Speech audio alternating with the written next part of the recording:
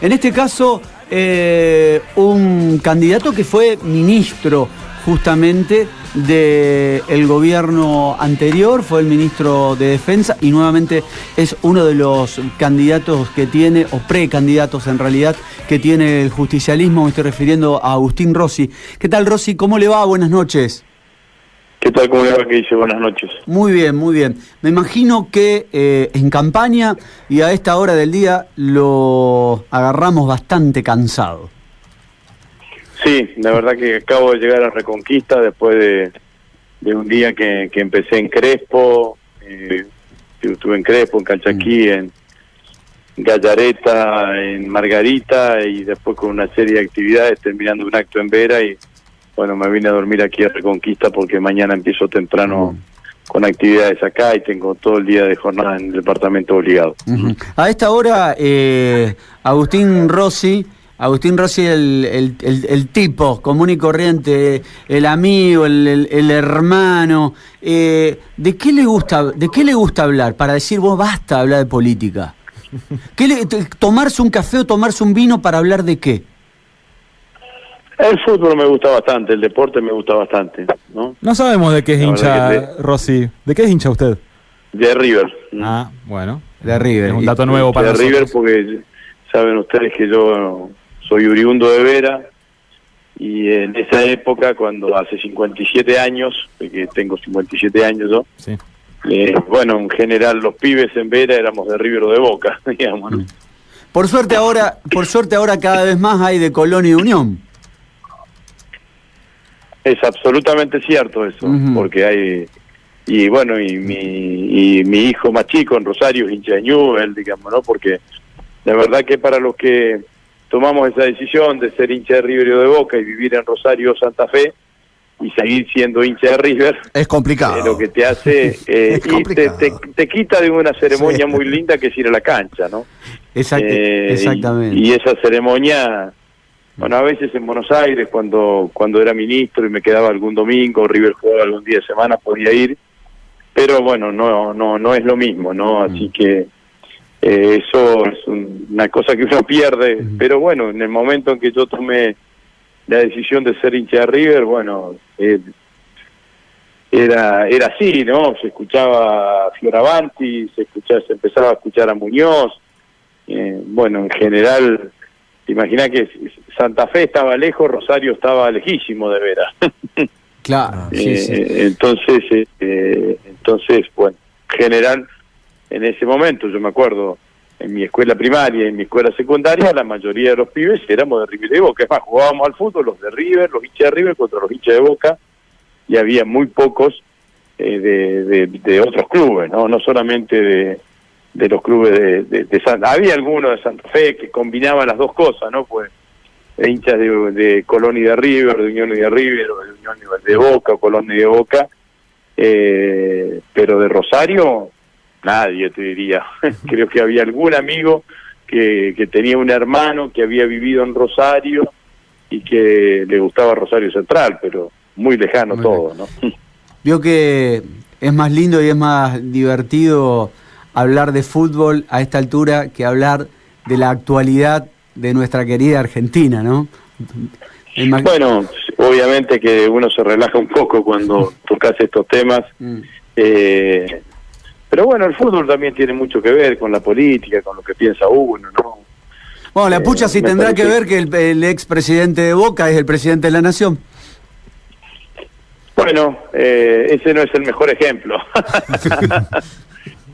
Me parece que hay otros ejemplos y que cuando pensaba en eso, pensaba en el Gordo Soriano escribiendo esos libros esos cuentos sobre fútbol. Tenía uno muy lindo que no sé si ustedes lo han leído, que el penal más largo del mundo, ¿no? Sí. La ejecución del penal más largo del mundo, o el mismo Negro Fontana Rosa. Hace pocos días se cumplieron 10 años de su fallecimiento, que también el fútbol estaba presente muchísimo en sus cuentos, en sus historias, o alguna de las cosas que ha escrito Alejandro Apo, que realmente escribe también muy lindo sobre mezclar el fútbol con la realidad, con la política, ¿no? Fútbol es un hecho cultural, los argentinos, mucho más que un deporte, mucho más que una actividad deportiva, refleja una cantidad de cuestiones, ¿no? Y bueno, me parece que por eso se escribe, por eso genera tantas pasiones y por eso se escribe tanto y se han escrito libros y cuentos sobre fútbol, a pesar de que uno de los grandes escritores argentinos como Borges no le tenía mucha estima al fútbol. Contrario. Rossi, ¿y usted que fue diputado nacional y que aspira a volver a ser diputado nacional? Ya sé que hoy tal vez no lo siguió todo el día entero por los medios, pero estará al tanto de una larga sesión en la Cámara de Diputados que tuvo como eje la situación de Julio De Vido, otro ex ministro del gabinete. Sí. ¿No le parece que ¿qué le parece que ese debate que por momentos tuvo momentos de cruce de hinchadas? Tuvo medio bizarro el debate. La verdad es que no vi el debate. Conozco la situación, no me escapo, digamos, no vi el debate porque estuve todo el día saliendo de una actividad a otra y arriba del auto. Pero yo creo que está claro que acá lo que había sobre este intento de expulsar a Julio De Vido es una clara intencionalidad política. Yo creo que sin ninguna duda el intento de expulsión de De Vido tiene que ver con las necesidades que tiene el gobierno, que tiene Cambiemos en el marco de la campaña electoral, de tratar de seguir adelante con una campaña electoral, cambiando un eje que hoy lo han dejado planteado claramente. Quieren discutir o llevar a discutir a los argentinos que si en agosto o en octubre va a haber que discutir sobre quiénes son los corruptos en la Argentina y quiénes son los honestos. Y la verdad es que ese es un eje de discusión falso, porque la discusión para lo que están las elecciones intermedias están fundamentalmente para emitir una opinión sobre el gobierno. Y los argentinos tendrán que opinar sobre la marcha del gobierno, y yo creo que eso es lo que el gobierno no quiere, que juzguen su gobierno, porque su gobierno es sencillamente desastroso. No hay elemento positivo que se pueda destacar. Sobre el intento de expulsión de De Vido, yo creo que es anticonstitucional y antirreglamentario, porque estos mismos diputados son los diputados que aprobaron el pliego de Julio De Vido hace 1 año y medio atrás. Estos mismos diputados aprobaron que De Vido sea presidente de la Comisión de Energía de la Cámara de Diputados. Y se supone que cuando aprobaron el pliego, evaluaron si había alguna incompatibilidad que existía en el accionar de Julio De Vido para no poder ser diputado nacional. Es cierto que el artículo, que los reglamentos hablan de una inhabilidad moral sobreviniente, ¿no? Sí. Y bueno, pero eso está pensado para que si un diputado en el ejercicio de su función o durante el ejercicio de su función comete un hecho reñido con la moral, bueno, existe la posibilidad de que el Congreso lo separe definitiva o parcialmente. No es este el caso.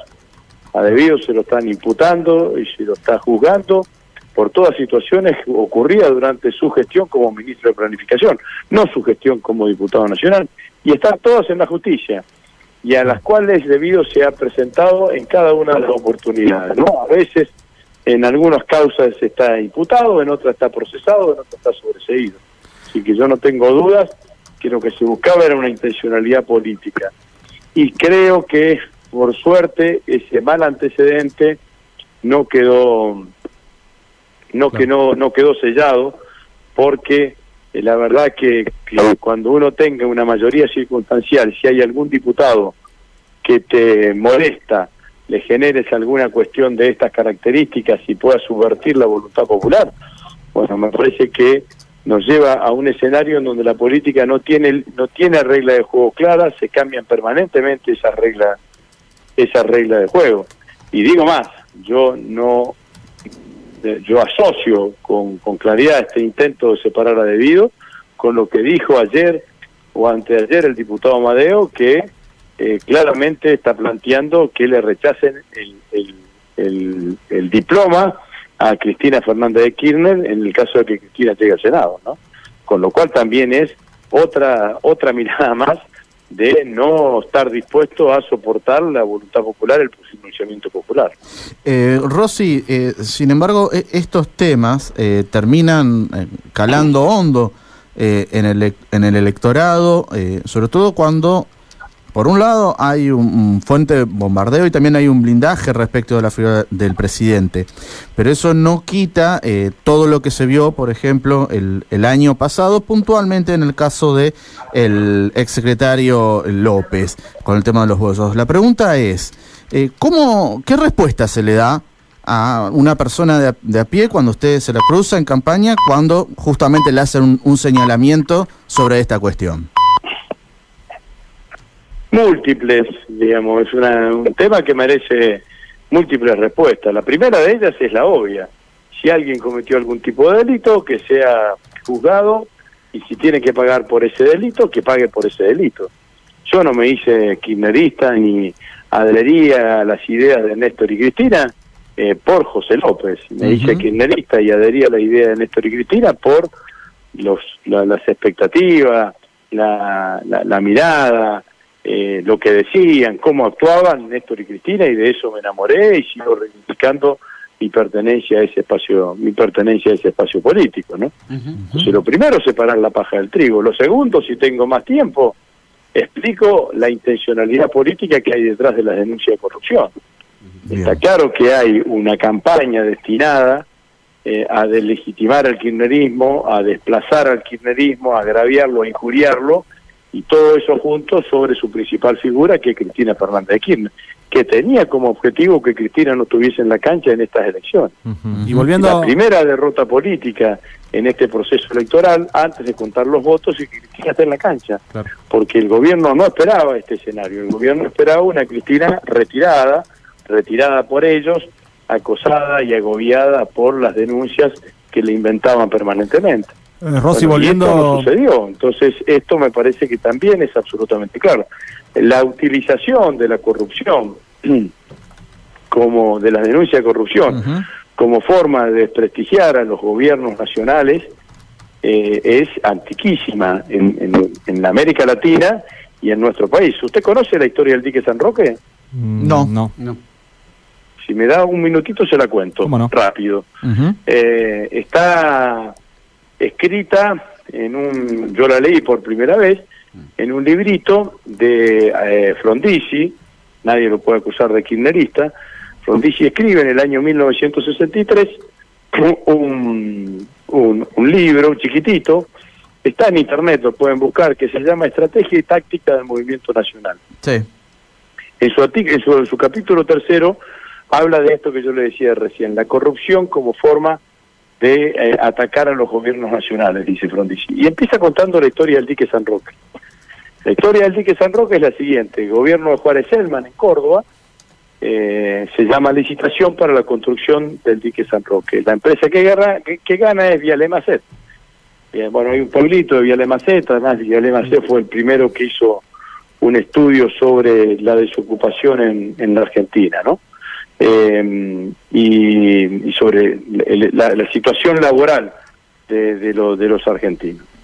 Se empieza la construcción de la obra, el ingeniero Casajús, el ingeniero constructor a cargo de la obra, empieza la construcción de la obra y La Voz del Interior empieza una campaña diciendo que el dique se estaba construyendo con paredes de hormigón de un espesor menor al que estaba en el cálculo de ingeniería. Y que obviamente lo que le faltaba de hormigón estaba en pesos en los bolsillos de los funcionarios y los constructores. Tan fuerte fue la campaña que durante mucho tiempo se pensó que en el momento que el dique llegue a su cota máxima, el dique se iba a romper y Córdoba se iba a inundar. Bueno, nada de eso sucedió durante todos los años. Lo que sí sucedió es que el ingeniero Casajús se terminó suicidando, agobiado por esta denuncia de corrupción, pensando que con ese hecho iba a lavar su honor, no pensando que la injuria iba a caer también sobre su propio cadáver, porque La Voz del Interior, no contenta con el suicidio de Casajús, no solamente no generó una mirada indiferente, sino que construyó una teoría diciendo que a Casajús no se había suicidado, sino que había sido un ajuste de cuenta porque no estaba claro la repartija del dinero de las coimas. Entonces le cuento una historia en un momento que la cuenta un expresidente que no tiene nada que ver con el kirchnerismo, que hoy es reivindicado y reconocido por todos, y con actores que están lejos de la mirada del peronismo. Está bien, muy claro. Eso es lo que está pasando ahora con el gobierno anterior, ¿le parece a usted? Hay una campaña, sin ninguna duda. No, eso está absolutamente claro. Bien. Rossi, la Hay última una campaña y hechos que son notables, ¿no? Usted me quiere decir, y digo, ¿a usted le parece que Bonadío puede seguir siendo un juez que lleve adelante las causas contra Cristina Fernández de Kirchner cuando es manifiesta su enemistad para con la expresidenta? ¿A usted le parece que es casualidad que la mayoría de las causas que involucran a dirigentes o a exfuncionarios del kirchnerismo y a la propia expresidenta o la familia de la expresidenta tengan como a Bonadío como juez actuante? ¿A usted le parece que Marijuán es un fiscal que se puede apreciar de independiente cuando se le encuentra un audio diciendo, celebrando la DG a Cristina Fernández de Kirchner al borde de la cárcel? Vamos, muchachos. Rossi, volviendo... Esto lo que dije al principio, Sí, que el que se haya corrompido, que pague por lo que ha hecho, lo demás también lo ratifico absolutamente. Volviendo a la campaña, usted ha planteado que se tiene que discutir sobre el gobierno actual y el rumbo de la economía en este momento. Brevemente, porque nos hemos pasado ya de tiempo, pero brevemente, ¿cuál es su mirada? ¿Qué le dice usted a los santafesinos respecto de lo que tienen que tener en cuenta al momento de ir a votar este año? Que miren su heladera. Yo le estoy planteando a los santafesinos que al momento de ir a votar no le crean al televisor y sí le crean a su heladera. Que miren menos la tele y más en la heladera. Que la heladera les va a decir claramente cuál es la realidad de su situación y le va a mostrar claramente si el gobierno los ha perjudicado o los ha beneficiado. ¿Y cómo está la heladera de los santafesinos que usted ha visitado? Y la verdad que en todas complicadísimo. Hay muchos santafesinos que a pesar de tener laburo no llegan a fin de mes y se endeudan con la tarjeta de crédito, y cuando no pueden pagar más con la tarjeta de crédito sacan un crédito personal. El que no tiene laburo está complicadísimo porque se está pasando hambre, no hace la totalidad de las comidas diarias. El comerciante no puede soportar la situación de aumento de alquileres y aumento de tarifas y baja de ventas. Y los industriales, además de esto que acabo de escribir para los comerciantes, tienen que soportar en muchos casos una importación indiscriminada de bienes casi a precio de dumping que les hace imposible la competencia y seguir produciendo. Lo de la industria del calzado, que sucedió en Aceval la semana pasada. Hablamos, sabe que, Rossi, sabe que justamente hablamos con el presidente comunal la semana pasada, con el presidente comunal de Aceval, y también con un fabricante de zapatos, así que en primera persona nos contaba las tristísimas situaciones. No, bueno, pero yo no quería contarles, decía que eso es la punta del iceberg. Hoy en la mañana ya salió la intendenta de Cañada de Gómez hablando de la situación de la industria del mueble en Cañada de Gómez. Cañada hay más de 100 fábricas y talleres que fabrican muebles en Cañada, y dijo que hay 3.000 puestos de trabajo, en riesgo en esa localidad. Estuve ayer en Vigán. Vigán tiene una fábrica grande de galletitas, unas galletitas de muchísimo tiempo, 400 trabajadores. La semana pasada eliminaron la totalidad de las horas extras y ya ese rubro también está soportando una importación de Brasil con precios casi el 50% más barato que lo que se venden las galletitas fabricadas en Argentina. Entonces, por eso decía que lo de que sucedió en Aceval es la punta del iceberg, y que prontamente en los próximos meses va a haber otros sectores industriales que se van a manifestar claramente por esta importación indiscriminada de bienes y productos. Recién mi compañero le hizo la última, pero ahora sí, para despedirlo, la última se la hago yo. Hace varios meses atrás, usted ya pensando, porque fue el primero en lanzarse como precandidato, ¿esperaba encontrarse como rivales a Luis Continghiani por un lado y a Cantar por el otro? Más allá que está Rodenas en la interna, pero digo, en otros espacios políticos. No, yo pensaba que iban a ser Corral y Bonfatti. La verdad que pensaba cuando se empezó a definir de que Corral iba a romper el frente cívico y se iba a quedar con Cambiemos, pensaba que por el Frente Progresista iba a ser Antonio Bonfatti el candidato y que por Cambiemos iba a ser el intendente de Santa Fe, digamos, ¿no? Por una cuestión de que, Rossi, y hablando como comenzábamos esta entrevista en términos futboleros, porque cada uno de esos espacios tenía sus mejores jugadores, a los titulares. Sobre todo porque yo creo que tanto Contegiani como Cantara, a los cuales respeto, bueno, van a tener que hacer un enorme esfuerzo en cuanto a lograr un nivel de conocimiento aceptable para una elección, ¿no? Y eso es un problema. Yo lo he pasado en mi primera elección cuando fue en el año 2005 y bueno, y eso te genera te genera un esfuerzo mayor. Bueno, ellos tienen recursos y logística y estructura como para poder suplantarlo, ¿no?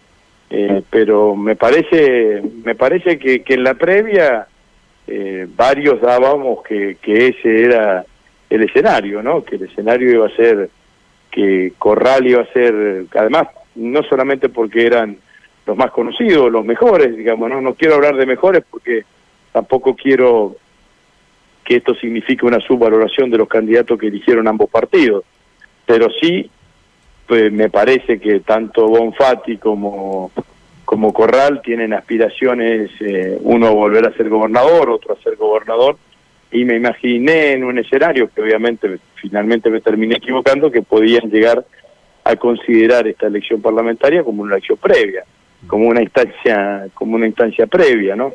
Pero bueno, no fue así y ambos partidos eligieron otros candidatos y bueno, veremos qué pasa. Bueno, ha sido un gusto poder hablar estos minutos con usted, Rossi. Bueno, muchas gracias a ustedes, un gran saludo. Chau, buenas noches. Ahí hablábamos con el precandidato que tiene el justicialismo de la provincia de Santa Fe.